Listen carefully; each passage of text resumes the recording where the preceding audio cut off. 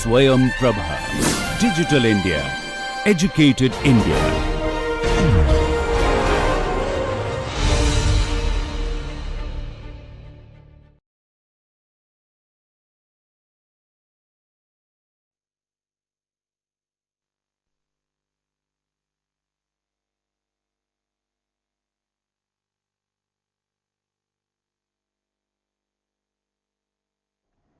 The title of this course is Kinematics of Machines. So let us start our discussion with the definition of these two words, namely machines and kinematics.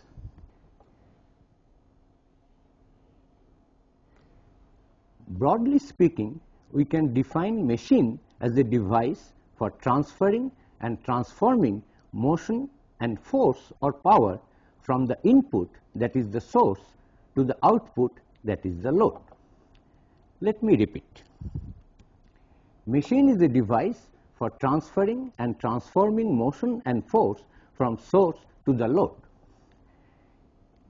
The motion needs to be transformed as it is being transferred from the source to the load. The type of transformation that is needed is decided by the nature of the input motion that is available and the type of output motion that is desired. Some typical examples of the available input motion and desired output motions we are listing now. Maybe the input motion available is in the form of continuous rotation, whereas the desired output motion is a rectilinear motion, or the vice versa. The input motion is a rectilinear motion and we need the output motion in the form of continuous rotation. Sometimes the input motion may be continuous rotation, whereas the desired output motion is in the form of to and fro oscillation, or again the vice versa, that is the available input motion may be to and fro oscillation along a straight line, however the desired output motion may be continuous rotation. Sometimes both input and output motion may be continuous rotation, but they may have to take place at different speed. Sometimes the input motion may be continuous rotation, however the output motion desired is that of an angular oscillation. Sometimes we also need from continuous input rotation to be transformed into intermittent rotary motion. At this stage, let us talk of a real life machine, that is the most common machine tool, which we call a lathe. Here the input motion is available at the shaft of the driving motor, which is the input motor, normally located at bottom left end of the machine. This motion has to be transferred to two different locations, that is to the headstock to provide motion to the job and also to the tool post, that is to provide motion to the cutting tool. Let us see during these two transfer processes what kind of transformation is taking place. As we know, the job has to rotate continuously, so headstock has to be rotated, but has to be rotated at a different speed than from the input motor, depending on the size of the job. Whereas the tool post has to move along a straight line starting from the same input motion. Thus, we need two different kinds of devices to transfer and transform the motion from the input to the output. As a second example, let us look at the model of this tipper damper. Here, the input motion is linear, provided by a hydraulic actuator, and this linear motion has to be transformed into a rotary motion of this dumping bin.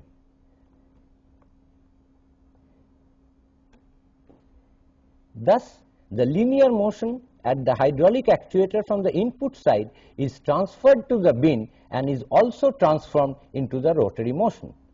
One more point one needs to watch in this machine is that during the dumping position, the damper is locked and cannot be disturbed by any accidental disturbance.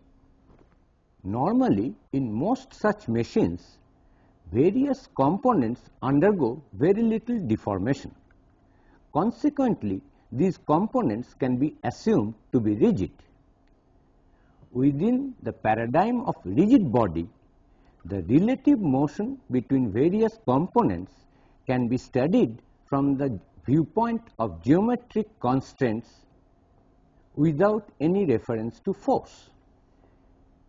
And the subject matter which deals with this geometric constraint of relative motion without any reference to the cause of the motion, that is the force, is called kinematics. We repeat, the subject which deals with only geometric aspects of motion without any consideration of force is known as kinematics. For the study of kinematics, a machine may be referred to as a mechanism, which is a combination of interconnected rigid bodies capable of relative motion. During the study of kinematics, that is of a mechanism, the idea of motion or relative motion predominates and the idea of force takes a back seat. As an example of a mechanism, let us look at this one, which is a windshield wiper mechanism for bigger vehicles like a bus. Here, the continuous rotation of the drive motor is converted into to and fro oscillation of the wiper blade. Of course, the power available at the motor shaft is used to overcome the friction force between the blade and the windscreen. However, designer is primarily interested to ensure a proper range of oscillation of the wiper blade to generate the desired field of wiping. Consequently, we do not call it a wiper machine, but we call it a wiper mechanism. As a second example, let us look at this common pair of pliers. Here, if we want to study the relative movement between the two jaws, we can hold the lower jaw fixed and move only the upper jaw.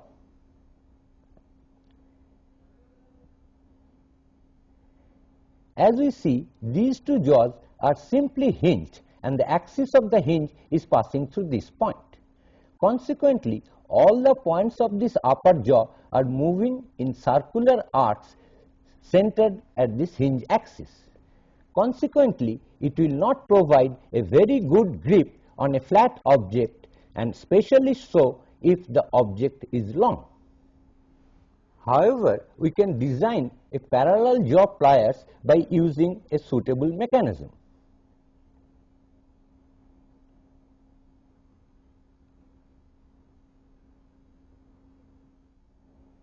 Using this mechanism, as we see, the upper jaw is moving parallel to the lower jaw, and consequently it will provide a very good grip on a flat object. So, in such mechanisms, the generation of the specific motion characteristics is of primary interest rather than the forces or torque involved. A clue to the behavior of a mechanism lies in the interconnection. And these interconnections are technically called a kinematic pair. For the understanding of kinematics, a thorough understanding of the interconnections of the kinematic pair is essential. That is why we shall now discuss in detail various kinematic pairs and the kind of relative motion that are permitted at these interconnections, which are kinematic pairs. Before we go into the discussion of different types of kinematic pair, let me define certain technical terms. The number of coordinates that are needed to describe the relative movement permitted in a kinematic pair is called the degree of freedom. As we said, in every kinematic pair there is some relative movement, and to describe that relative movement we need some coordinates. And the number of such independent coordinates necessary to completely specify the relative movement is called the degree of freedom. And the coordinates that are used to describe this relative movement is called pair variable. At this stage, let us recall that a free, that is an unconnected rigid body which does not have any kinematic pair with some other rigid body. A completely free unconnected rigid body has 6 degrees of freedom in a 3-dimensional space. 3 of these degrees of freedom are translational, say along 3 mutually perpendicular directions x, y, z. So, there are 3 translations, one along x axis, other along y axis and other along z axis. The rest 3 are rotational. As soon as this free rigid body is connected to another rigid body through a kinematic pair, one or more of these 6 degrees of freedom are curtailed and only few are retained. Kinematic pairs can be normally classified under 3 headings, namely lower pair, higher pair and wrapping pair. In a lower kinematic pair, the 2 bodies which are connected by this pair has area contact. That means, suppose we talk of 2 bodies, namely 1 and 2, if they are connected by a lower pair, then at this connection body 1 will have a surface contact with body 2. Similarly, in a higher pair, the contact between the 2 bodies has only a line contact or a point contact. Whereas in a wrapping pair, one body completely wraps over the other. The typical examples is of a belt and a pulley, or a chain and a sprocket, where the belt completely wraps around the pulley or the chain completely wraps around the sprocket. There is another way of classifying the kinematic pair, namely sometimes it is called a form closed pair, sometimes it is called a force closed pair. Let me now explain what do we mean by form closed. If the contact between the 2 bodies at the kinematic pair is maintained by their geometric form, then we call it a form pair. Whereas, if the contact needs to be maintained by the application of an external force, then we will call it a force closed pair. All these concepts will become clear when we get into specific examples. Next, we shall discuss all these various kinds of lower pair, higher pair through their schematic representation. I want to insist that the diagrams that will be shown is only for the schematic representation. Their physical construction can be very different, as will be exemplified when we get into specific kinematic pair. Let us now discuss 6 different types of lower pair.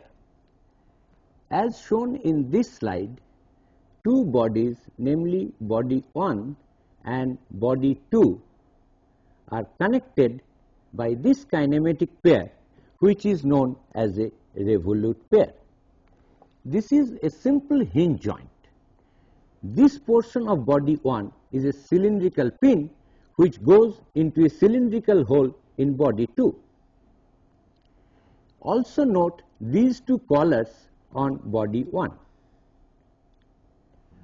To study the possible relative movements between these 2 bodies 1 and 2, let us consider body 1 to be fixed, and let us see what type of motion you can give to this body number 2. Obviously, the body cannot translate along this vertical direction. The body 2 cannot translate in this horizontal direction, and the body 2 also cannot translate perpendicular to these 2 directions. Consequently, all the 3 translational degrees of freedom of body 2 has been restrained by this revolute pair. The only relative motion that is permitted is rotation of body 2 about this vertical axis.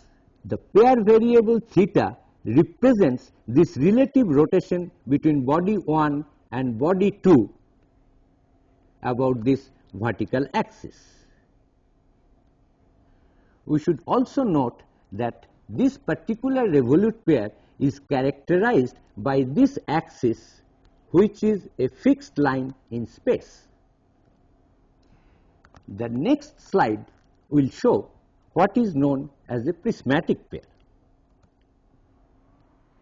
In this prismatic pair, again, if we hold this body 1 fixed, then body 2 can only move along this vertical direction. No other rotation of body 2, no other translation of body 2 is just not possible. Consequently, this S representing the relative sliding between body 1 and 2 is the pair variable, and this has single degree of freedom just like a revolute pair. However, I would like to emphasize one very critical difference between a revolute pair and a prismatic pair. If we go back to the revolute pair, we saw that this is characterized by this axis, which is a line fixed in space, whereas in this prismatic pair the translation is along vertical direction, and that can be represented by all vertical lines. We do not need any fixed line in space. So, this is only a direction, not an axis. At this stage, I would like to emphasize that these two diagrams are only schematic. For example, a revolute pair can be constructed by a bearing between the shaft and the foundation. So, the physical construction of a revolute pair can be very different, because that bearing also allows a rotation about a fixed axis. Similarly, a piston within a cylinder in an IC engine, for example, forms a prismatic pair, because the only motion possible between the piston and only relative motion between the piston and the cylinder is possible along the length of the cylinder. The next slide shows what is known as a screw pair. In the screw pair, the body 1 is a screw and the body 2 is a nut. So, if we fix body 1, then the only relative motion of body 2 that is possible is rotation theta about the axis of the screw, but as the nut rotates, it also translates along the axis of the screw. So, S also can represent the relative motion. It may appear that it has 2 degrees of freedom because 2 pair variables, namely theta and S, are required. But a little thought would convince us that this screw pair also has a single degree of freedom, because as rotation theta goes to 2 pi, if I say it is the rotation, so I represent it by change in theta. If delta theta goes to 2 pi, then change in S, delta S goes to L, where L is the lead of the screw. Thus, theta and S are not independent, but they are related by this expression, delta theta by 2 pi is equal to delta S by L. Consequently, only one of these, either theta or S, is needed to completely specify the relative movement. The next figure shows what is known as a cylindric pair. Here there is a cylinder which is the body 1 passes through a cylindrical hole in body 2. So, if we hold body 1 fixed, then body 2 can rotate about this vertical axis, and we can also translate body 2 with respect to body 1 along this vertical direction. But here we see the pair variable theta and S are independent. I can keep theta equal to 0 and give any amount of S, or I can hold S equal to 0 and give any amount of theta. Thus, 2 pair variables theta and S are independent. Consequently, this cylindric pair has 2 degrees of freedom. The next slide shows what is known as a ball and socket joint. There is a spherical ball in body 2 and there is a spherical cavity in socket 1. This pair is known as a spheric pair. It is obvious from the schematic representation, if we hold body 1 fixed, then body 2 loses all its translatory degrees of freedom. It cannot translate in x, y or z direction. However, it retains all its 3 rotational degrees of freedom. These 3 rotational degrees of freedom can be represented by 3 independent angles, namely alpha and beta. These 2 angles, alpha and beta, locates the line OA in this 3-dimensional space x, y, z, and these alpha and beta are completely independent. I can give any amount of alpha and any amount of beta and take OA somewhere else in this 3-dimensional space. But even after locating this axis OA, there is another degree of freedom theta, which denotes the spin of body 2 about its own axis OA. Thus, we have 3 degrees of freedom in this spheric pair, and the 3 pair variables are alpha, beta and gamma. Again, it is needless to say that this is only a schematic representation. Nobody would be able to make such a ball and socket joint. The obvious question is, how did the ball enter into the socket?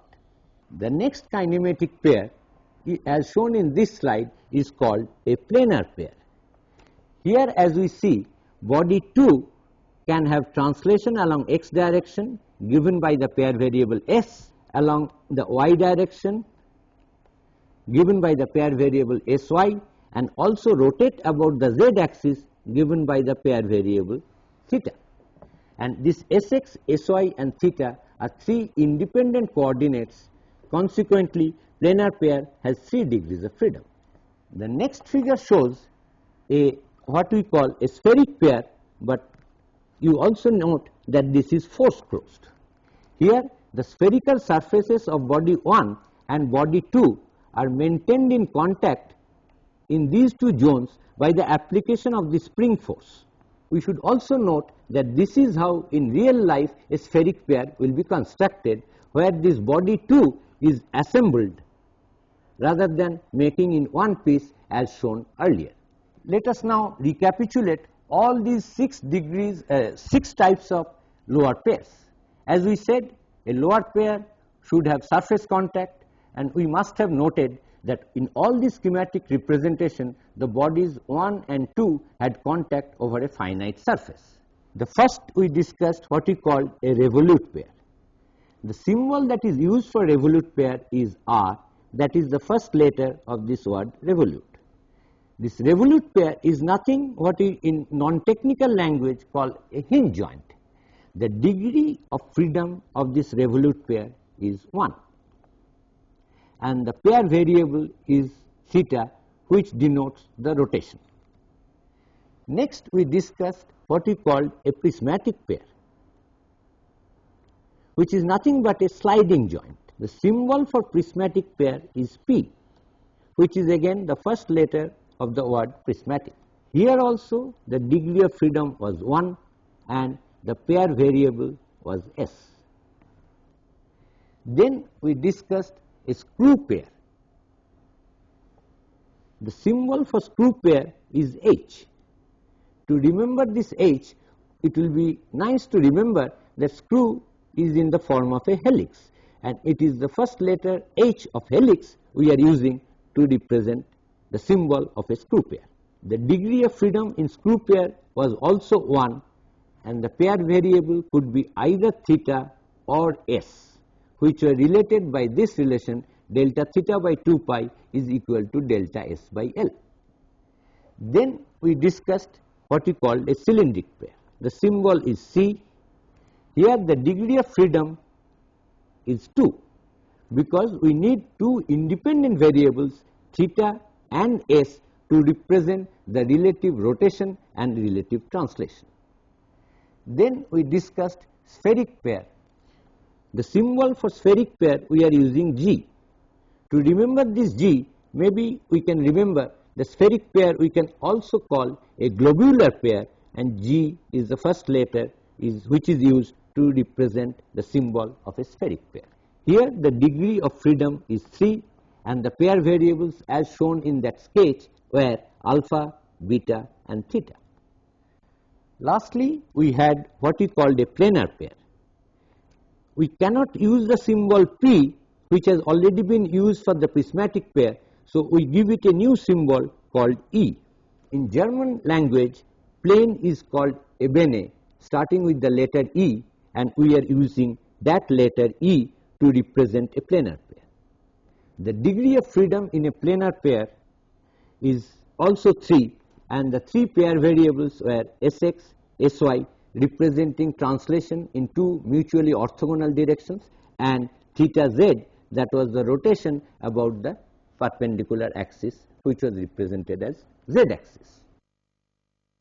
Now that we have discussed all kinds of lower pairs, let us get into what is known as a higher pair. In a higher pair, as told earlier, the contact between the two bodies takes place only along a line or at a point. As we see between the pair of gear teeth or between a cam and follower mechanism.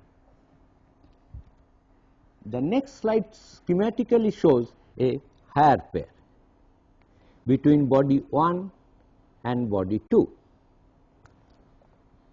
As we see, if we restrict the relative motion of body 2 with respect to body 1 in one plane, then there can be only relative translation in this direction and rotation about this axis, and this is the line contact between body 1 and body 2. So, this is a higher pair. This diagram again shows a higher pair between body 1 and body 2.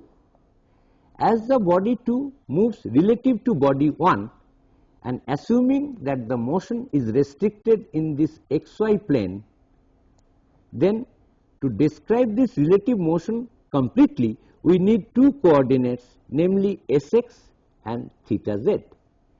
Sx representing the relative sliding and theta z representing the rotation about the z axis are completely independent.